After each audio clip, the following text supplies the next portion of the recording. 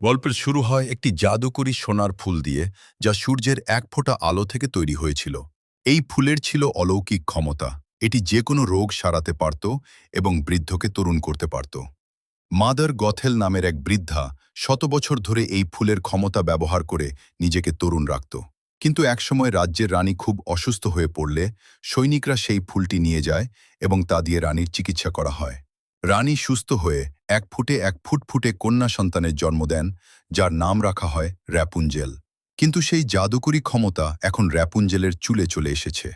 Mother গথেল রাতে প্রাসাদে ঢুকে র্যাপুঞ্জেলের চুল কাটার চেষ্টা করে, কিন্তু চুল কাটার সাথে সাথেই তা বাদামি হয়ে যায় এবং ক্ষমতা হারিয়ে ফেলে।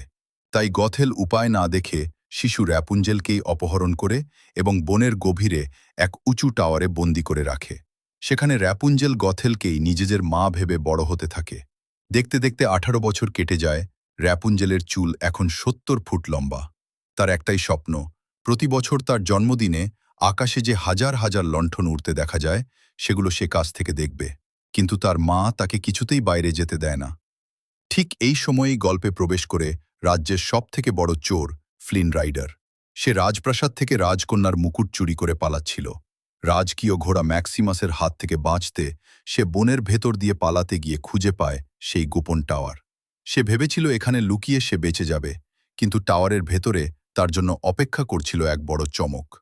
ফ্লিন ও র্যাপুঞ্জেলের সাক্ষাৎ। ফ্লিন যখন টাওয়ারে ওঠে, র্যাপুঞ্জেল ভয়ে তাকে তার ফ্রাইং প্যান কড়াই দিয়ে এক বাড়ি মেরে অজ্ঞান করে দেয়। সে ফ্লিনের ব্যাগ থেকে সেই দামি মুকুটটি খুঁজে পায়, যদিও সে জানে না এটা কার। এরপর শুরু হয় র্যাপুঞ্জেলের এক নতুন পরিকল্পনা।